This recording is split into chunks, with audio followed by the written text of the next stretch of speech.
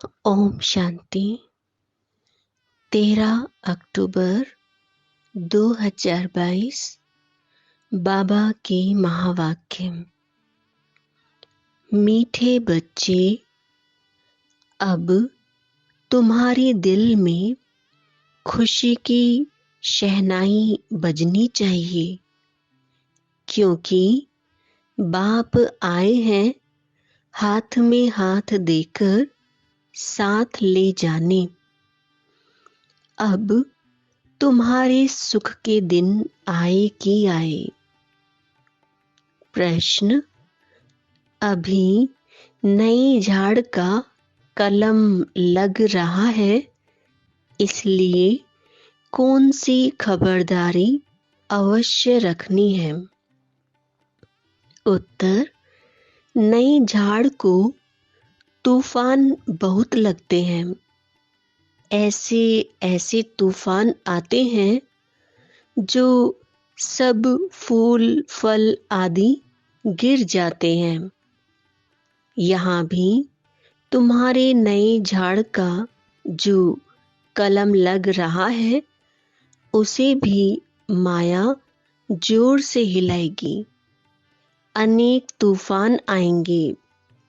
माया संशय बुद्धि बना देगी। बुद्धि में बाप की याद नहीं होगी तो मुरझा जाएंगे, गिर भी पड़ेंगे। इसलिए बाबा कहते, बच्चे, माया से बचने के लिए मुख में मुहल्ला डाल दो, अर्थात धंधा आदि भल करो, लेकिन बुद्धि से बाप को याद करते रहो। यही है मेहनत। गीत ओम नमः शिवाय। ओम शांति। तुम बच्चों को अच्छी तरह निश्चय हो गया है कि बाबा आकर नई दुनिया रचते हैं। जो हम पतित हैं उनको पावन बनाने। ऐसे नहीं कि सृष्टि है नहीं और बाप आकर रचते हैं। बाप को बुलाते हैं कि हम जो पतित हैं उनको आकर पावन बनाओ। दुनिया तो है ही, बाकी पुरानी को नई करते हैं। यह ज्ञान मनुष्यों के लिए है, जानवरों के लिए नहीं है, क्योंकि मनुष्य पढ़कर मर्तबा पाते हैं। अभी जो दुख देने की सामग्री है, इसमें सब आ गए, देह के धर्म आदि। तो बाप इस दुख की सामग्री को सुख का बनाते हैं।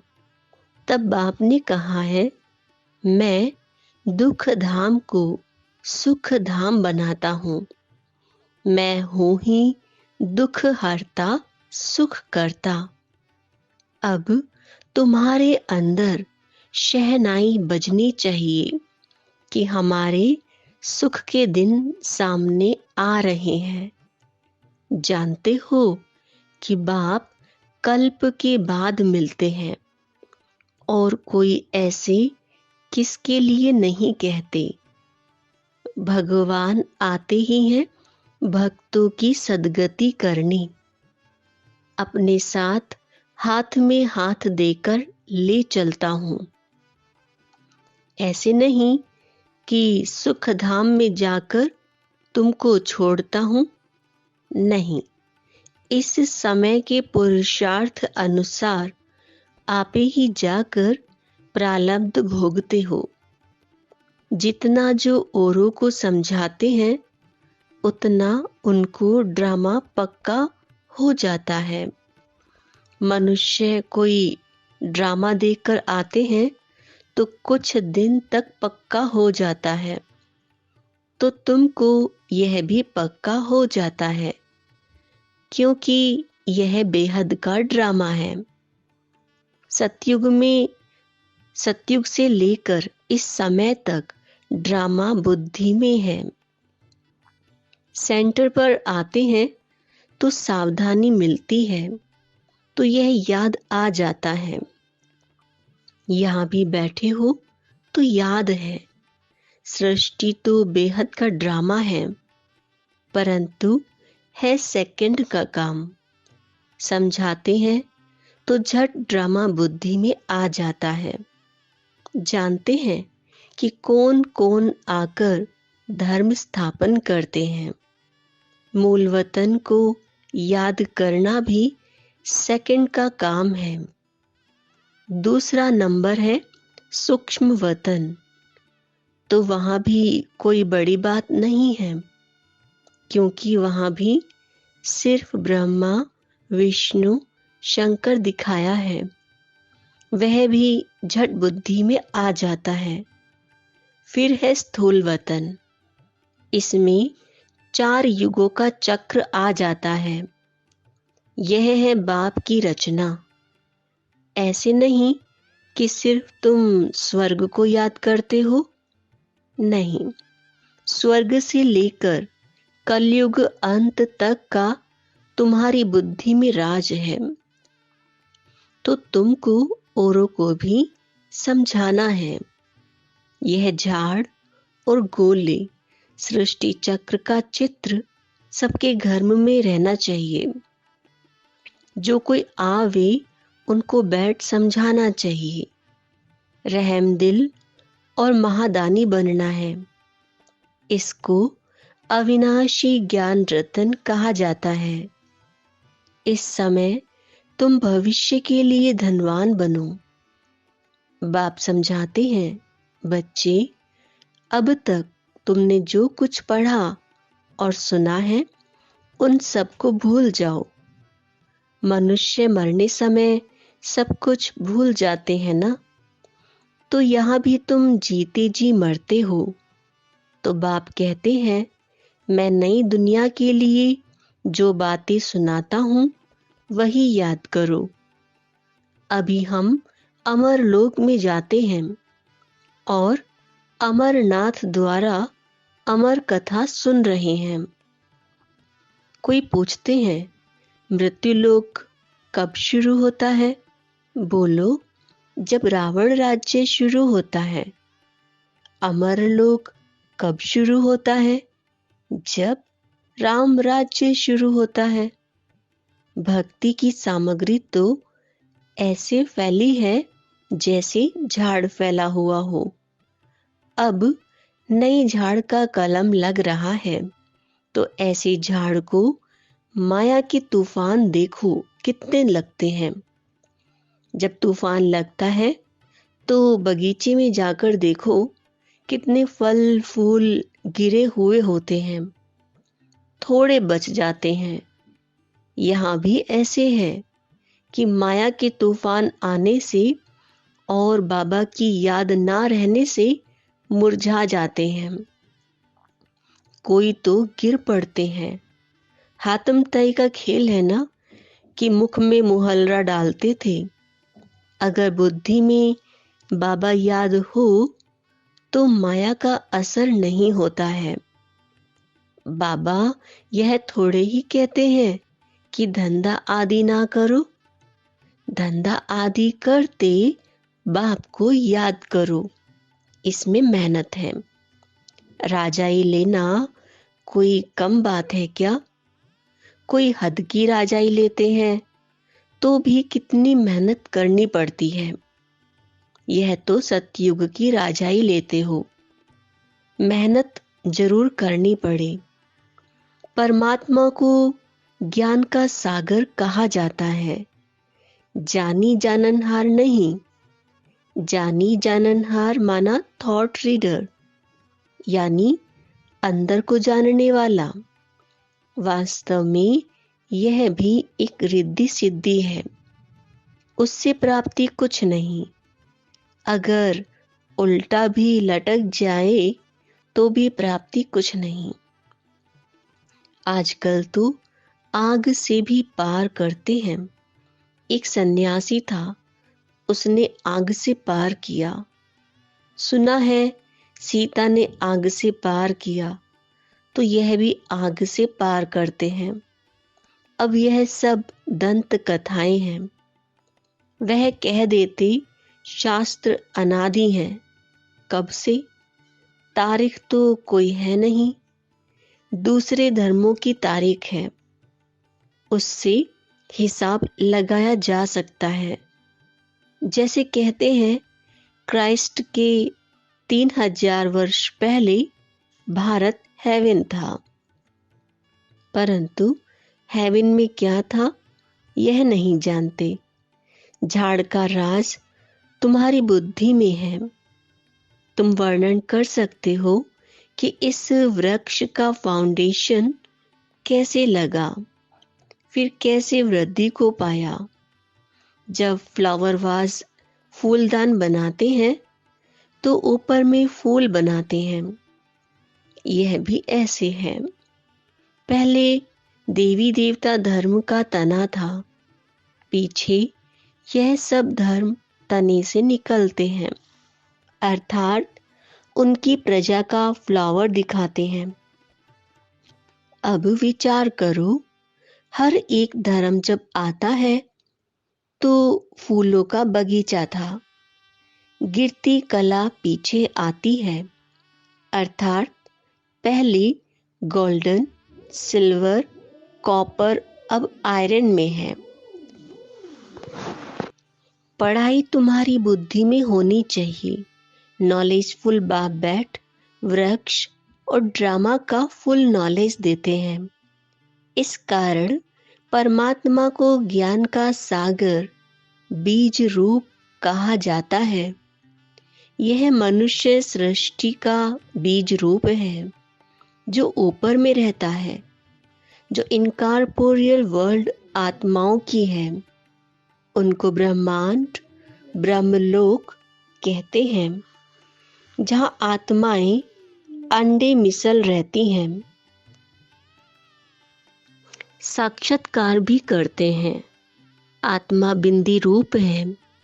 जैसे फायरफ्लाई, जुगनू जब इकट्ठे उड़ते हैं तो जगमग होती है, परंतु वह लाइट कम है, तो आत्माएं भी इकट्ठी उड़ेंगी। इस छोटी सी बिंदी में 84 जन्मों का पाठ भरा हुआ है। बाबा तुमको सारे ड्रामा का साक्षात्कार कराते हैं। जिस ड्रामा के अंदर आत्मा एक्टर है और एक्टर्स को इस ड्रामा का पता नहीं है। तुमको याद करना है एक बाबा को, दूसरा नॉलेज को। ज्ञान तो सेकंड का बहुत सिंपल है, परंतु ज्ञान शुरू कब से हुआ विस्तार करना पड़ता है, क्योंकि भूल जाता है। माया के विघ्न भी पड़ते हैं, शारीरिक बीमारी आ जाती है। आगे कभी बुखार नहीं हुआ होगा, ज्ञान में आने के बाद बुखार हो जाता है, तो संशय पड़ जाता है कि ज्ञान में तो बंधन खलास होने चाहिए, परंतु बाबा तो कह देते यह बीमारी और आएगी। हिसाब किताब भी चुकता करना है। भक्ति में मनुष्य 9 रत्नों की अंगूठी पहनते हैं, बीच में वैल्यूबल रतन लगाते हैं, आजू बाजू कम कीमत वाले। कोई रतन 1000 वाला होता है, कोई 100 वाला। बाबा कहते हैं कि यह हीरे जैसी अमूल्य जीवन है, तो सूर्यवंशी में जन्म लेना चाहिए। सतयुग का महाराजा महारानी और त्रेता के अंत का राजा रानी, कितना फर्क होगा। यह ड्रामा की कहानी औरों को भी समझानी है। आओ तो हम आपको समझाएं कि 5000 वर्ष पहले एक बहुत अच्छा देवताओं का राज्य था। उन्होंने यह पद कैसे पाया। लक्ष्मी नारायण जो सतयुग की राजाई लेते हैं, उन्हों के 84 जन्मों की हिस्ट्री, ज्योग्राफी सुनाएं। ऐसे ऐसे टेम्पटेशन, प्रलोभन देकर उन्हों को अंदर ले आना चाहिए। सेकंड की कहानी है, परंतु है पद्मों की। कहाँ भी तुम जा सकते हो, कॉलेज में, यूनिवर्सिटी में, हॉस्पिटल में जाओ तो कहना चाहिए कि तुम कितना बीमार पड़ते हो। हम आपको ऐसी दवाई देंगे जो 21 जन्म बीमार ही नहीं पड़ेंगे। आपने सुना है कि परमात्मा ने कहा है, मनमना भव। तुम बाप को याद करेंगे तो विकर्म विनाश होंगे और कोई नए विकर्म होंगे ही नहीं। तुम एवर हेल्दी वेल्दी बन जाएंगे। आओ तो हम परमपिता परमात्मा की बायोग्राफी बताएं। परमात्मा को सर्वव्यापी कहना कोई यह बायोग्राफी थोड़ी ही है, ऐसे ऐसे समझाना चाहिए। अच्छा, आज तो भोग है। गीत, धरती को आकाश पुकारे। इसको कहा जाता है पुरानी झूठी दुनिया। इसको रोरव नर्क कहा जाता है। गीत भी अच्छा है कि आना ही होगा प्रेम की दुनिया में। सूक्ष्म वतन में भी प्रेम है ना। देखो, ध्यान में खुशी खुशी जाते हैं। सतयुग में भी सुख है, यहाँ तो कुछ नहीं है। तो इस दुनिया से वैराग्य आना चाहिए। सन्यासियों का तो है हद का वैराग्य, तुम्हारा तो है बेहद का वैराग्य। तुम्हें तो सारी दुनिया को भुलाना है। बाबा ने बॉम्बे में एक पत्र लिखा था। बाबा सिर्फ बॉम्बे वालों को ही नहीं कहते, परंतु सब सेंटर्स वालों के लिए बाबा की राय निकलती है। तुमको भाषण करना होता है सुबह और शाम को। तो हर एक शहर में बड़े बड़े हॉल तो होते ही हैं और बहुतों के मित्र संबंधी भी होते हैं। तो एडवर्टाइज करनी है कि हमको परमपिता परमात्मा का परिचय देना है, ताकि सभी परमात्मा से अपना बर्थ राइट ले सकें। हमको सिर्फ 1.5 घंटा सुबह, 1.5 घंटा शाम के लिए हॉल चाहिए। कोई हंगामा नहीं होगा, बाजा गाजा नहीं। तो कोई वाजिब किराए पर देवे तो हम ले सकते हैं। एरिया को भी देखना है, घर को भी देखना है कि अच्छा है। अच्छा आदमी होगा तो अच्छे जिज्ञासुओं को लेकर आएगा। ऐसे ऐसे 4-5 जगह भाषण करना चाहिए। बड़े बड़े शहरों में अगर फर्स्ट फ्लोर ना मिले तो सेकंड फ्लोर, नहीं तो लाचारी हालत में 3rd फ्लोर भी ले सकते हो। ऐसे ही गांव गांव में भी जैसा गांव हो, भले कोई छोटा मकान हो, पूरा मकान तो चाहिए नहीं, सिर्फ 3 पैर पृथ्वी चाहिए। सबको अपने संबंधियों से बात करते रहना चाहिए, तो कोई ना कोई दे देंगे। तो ऐसे सेंटर्स खोलते रहना चाहिए। कोई तो किराया भी नहीं लेंगे और कोई लेते लेते अगर तीर लग गया तो वह भी लेना बंद कर देंगे। जो विशाल बुद्धि होंगे वह अच्छा समझकर धारण करेंगे।